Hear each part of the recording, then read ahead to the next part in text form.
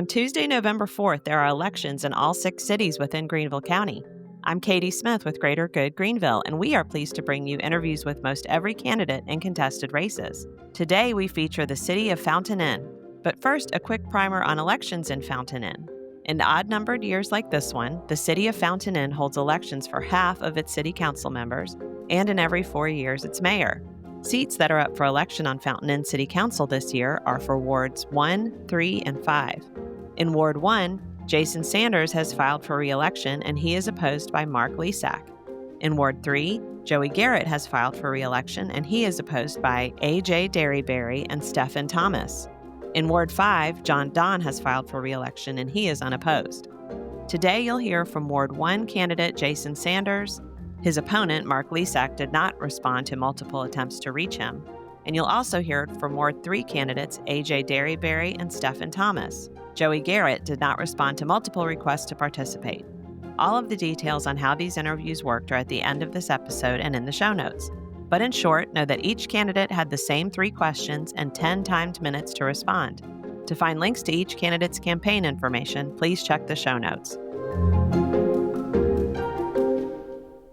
First up in Ward 1 is Jason Sanders. I'm pleased to be here with Jason Sanders, who's running for Fountain Inn City Council Ward 1. Thank you for having me. Tell us about yourself and why you're running for re-election. I'm a husband to a wonderful wife of over 2 decades. I've got 4 wonderful children as well. A little more about me is vocationally, I've worked in healthcare finance for over 21 years. I'm currently a director for a healthcare system based out of North Carolina, and I work remotely, so that's great. I'm able to be here with my family when they're able to be here.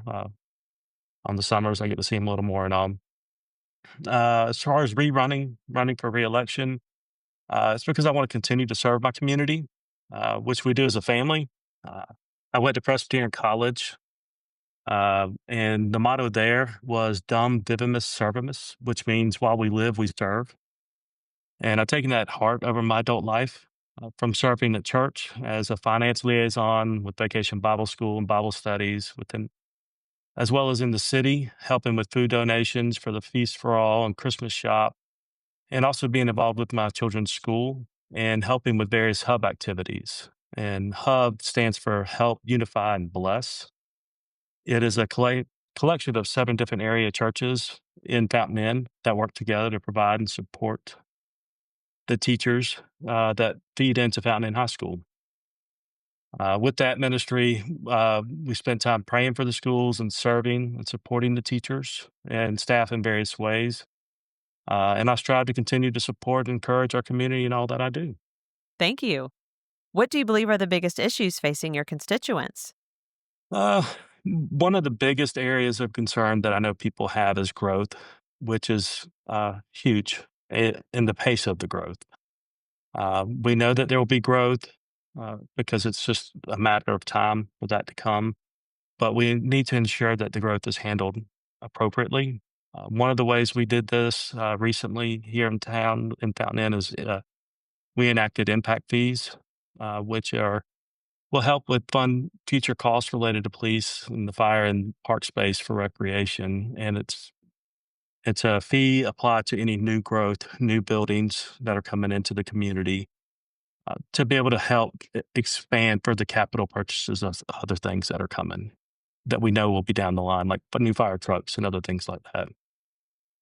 Another mechanism that we have used to help with the growth is revamping the city's code. We're currently in that process and looking at making changes there. We've made some changes along the way, but we're doing a full revamp right now to ensure that the growth that is coming is handled appropriately and that we have the right things in place to help with that.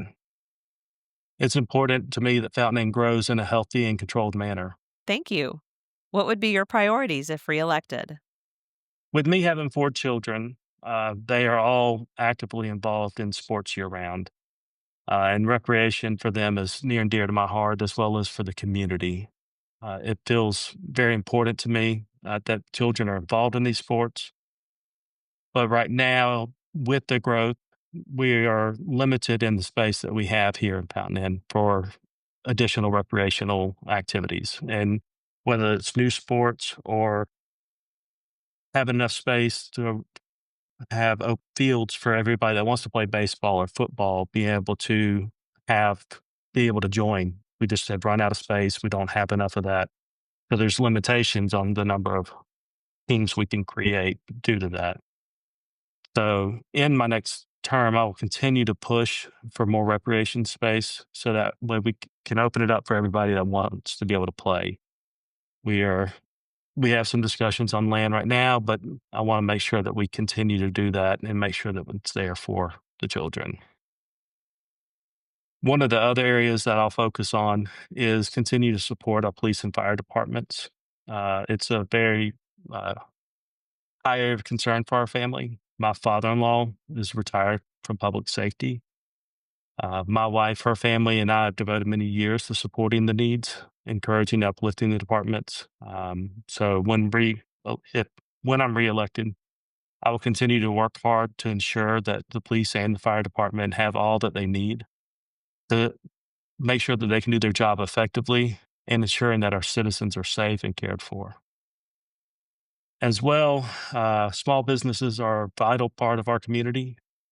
My family will continue to patronize these businesses and offer our support wherever we can get it. And as a part, as well as revamping the zoning code, I will work to ensure that any barriers are reduced or removed so that way these businesses can easily get in and start working. We have a couple more minutes. Is there anything else you'd like to share with listeners? I would love to be able to continue to support and their support, but also serving our community. So I look forward to being reelected so that way I can do that. Well, thank you so much for joining us, and thank you so much for your willingness to continue to serve. Thank you. I appreciate it. Thank you all for doing this. This is great. Next up is Ward 3, and alphabetically is AJ Dearybury. I'm pleased to be here with AJ Dearybury, who is running for Fountain Inn City Council, Ward 3. Thanks so much for joining us today. Thank you for having me. Well, tell us about yourself and why you're running for this office. Well, my name is AJ. I have lived in the city of Fountain Inn for 9 years with my husband. I have served previously on city council in 2019 to 2021. I currently serve as the Board of Zoning Appeals representative and chairperson for my ward. And I decided that I wanted to run again for city council because I want to get back in and finish doing what I had started previously. Thank you. What do you believe are the biggest issues facing constituents? The biggest issues that we have in my community, which is one of the larger subdivisions in the city of Fountain Inn, I think resonate with everybody. It's infrastructure and growth, and getting people to slow down. Also, just making sure that the growth is really top on the list because people are concerned about the number of cars, the number of houses, the number of people traveling our roads, using our resources, and how do we accommodate that? What would be your priorities if elected? Focusing on a strong community, supporting small businesses, investing in infrastructure, increasing employment opportunities, and enhancing the quality of life. I'm really big on enhancing quality of life. I would support initiatives that would assist small businesses with establishing their businesses and continuing their growth of their businesses.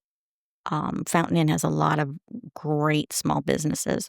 I would also focus on a budget that addresses the current and future infrastructure needs because I think sometimes in the past we've been a little bit short-sighted or did not expect the growth rate to be so dramatic, which it has been because when you're on the top list in the country of great places to move to, people come.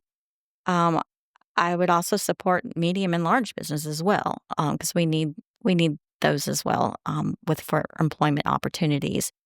Those would be the main things that I would focus on. Thank you. Well, we have a little bit more time. Is there anything else you'd like to share with listeners? I want to serve the city of Fountain Inn again. I have been as BZA, but I want to serve on the capacity of city council. Currently, there are no women on our city council, so I don't think it's very reflective of our city. So I would, kind of throw that out there. Hey, I'm the only woman running. Also, I feel that the perspective that I could bring is different. No, I wasn't born and raised in Fountain Inn, and there's a lot of people that born and raised. Um, but I chose to live in Fountain Inn. I bought my home in Fountain Inn, and I consider it a place that is my home. And I only want to improve it. I want to improve the quality of life for all of the residents. So I thank you for having me and giving me the opportunity to share my heart and my vision. Well, we thank you for joining us, and we thank you for your willingness to serve your community. Last up is Ward 3 candidate Stephan Thomas. I'm pleased to be here with Stephan Thomas, who is running for Fountain Inn City Council Ward 3. Thanks so much for joining me, Stephan. Thanks for having me. I appreciate it. Yeah, tell us about yourself and why you're running for this office. Absolutely. I'm running for the office because I've lived in Fountain Inn for about 4 years now, and I see a lot of hurdles that small businesses, individuals have to come up against. Small towns are growing quickly in the upstate. Fountain Inn is one that's growing in the top 5 in double-digit percentages. So, the way we grow and the way we handle that is going to be paramount. We don't want to be struggling against the infrastructure or, zoning or anything like that. About a little bit about me is I was in the restaurant business for 25 years, through Indiana, Kentucky, Tennessee, Oklahoma, was mostly in leadership. By the time I was 23, I was in a leadership position. And then from there, I just kind of dedicated myself to training, development. I've opened a little over 25 to 30 restaurants, some for different brands, not all the same one. So, love the restaurant industry, got to meet a lot of people, a lot of different cultures, a lot of different places. I have twin boys. I'm a father, that are amazing. One of them goes to Oklahoma University. I'm glad he's getting his education, but I'm not a fan of the Boomer Sooners. The other one goes to Oklahoma Central, and he's a huge musician. So at some point, I'm sure he'll be like, yeah, I don't know. I would just want to play guitar and do gigs. So we'll see how that goes. But very active in my church. We just opened, we're almost at a year in the Yacht Center in Fountain Inn, for upstate Fountain Inn. So I enjoy serving with them as well. Been on the board of directors for the chamber in Fountain Inn. Depending on how the race ends, I'll be the chair next year or I'll be city council, one of the two. I'm also on the board of zoning appeals in Fountain Inn. So I'm just trying to stay active with the growth and helping out, not be a person that sits in the back and just types things on keyboards or says things. I want to actively be helping, coming up with solutions and really giving the people a voice. I was Rotary president a year ago, so I love my Rotarians and what we do for our communities. But yeah, that's about it for me. Thank you. What do you believe are the biggest issues facing your constituents? Definitely go back to infrastructure. At the rate that we're growing, the amount of houses that are coming in there, it's vital that we keep our infrastructure in front and foremost of that. Safety, of course, because as more people come in, now we have to continue to grow our police department, fire department, our roads, our sidewalks. So I think infrastructure, obviously, in order to get everything in the right place, you have to worry about zoning and what can be allowed and what can't be allowed. But, people who own their land and sell their land should be able to do so. But obviously, we want to try to help navigate what's going to be the best use and the best spot for that for the entire city to have some consistency across the board. Small businesses are the backbones of small towns like Fountain Inn, and we need them. We got to have them.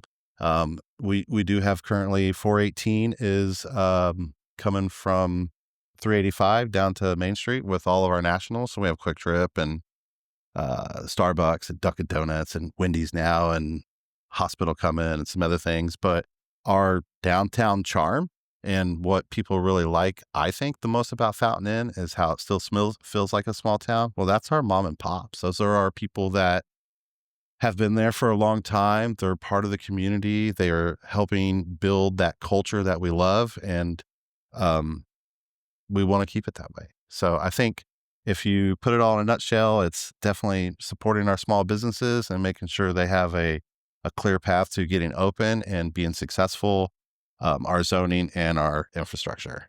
Thank you. What would be your priorities if elected? I think that's a great question. I don't think I have a ton of priorities because I think the job of the city council is to listen to the people. There's going to be things that are brought to the council that needs the people's opinion, and it's my job to get their opinion and bring it to the council. So my priority is to ask a lot of questions. Why are we doing this? Why are we putting it here? What's the pros and cons? How does it affect the people? How does it affect, those three categories of small business, zoning, and safety?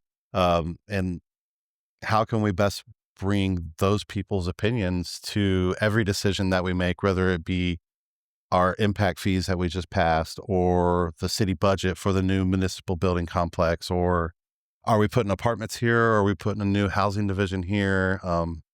These roads are not great. How do we handle that with SCDOT and getting them more involved? So I think those are my priorities, right? So listening to the people, taking what they have said and their concerns, and using my previous skills, kind of like what's in my toolkit, my tool belt, to add value to what they want and what's best for the city, and then bringing it forward to the rest of the council. Thank you. We have a little bit more time. Is there anything else you'd like to share with listeners? Yeah, I just want people to vote. Like I would love to be voted in. I would love to be part of the city council. I'd love to help and serve. But I mean, the main thing is to get people out there, get them active. Know what if you can't make it to the council meetings, it is on YouTube. You can watch it. If you can't make it to the planning meetings, it's on YouTube. You can watch it. There's a ton of information out there to keep yourself informed, and go out and vote. Like the most important part is if you have a candidate that you like, set it on your calendar now. Make sure you make time. Make sure you know where you're going to vote. I know it's challenging, and really my ward is because I'm in Lawrence County. So if you're voting for the county, it's in one place, which is not this election cycle. But if you're voting for Fountain Inn, it's at a different place for our ward. So know where to go, make sure you're registered to vote, and do your due diligence of knowing who you're voting for. Well, thank you so much for joining us, and thanks so much for willingness to serve. Awesome. I appreciate you guys having me and doing this and getting information out to everybody in Fountain Inn, and go vote. Thanks for listening to the candidates. Here is more detail on our process. All candidates received the same 3 questions at the time of their invitation to join us shortly after the filing period closed, and they were given 10 timed minutes for their interview. Candidates were allowed to bring along a companion, such as a campaign manager, family member, or friend, and to record our session themselves. There were no edits made to the interviews. We've put links to the participating candidates' preferred internet presence on the episode page. Hi, Simple Civics Greenville County listeners, Nathaniel here. If you've made it this far, then we think you'll really love our newsletter. Sign up for bonus content, updates, and more right in your inbox. Look for the link in the description that says newsletter to sign up, or visit us at simplecivicsgreenvillecounty.org. Find the link in the menu that says newsletter and sign up there. We'll see you again next week.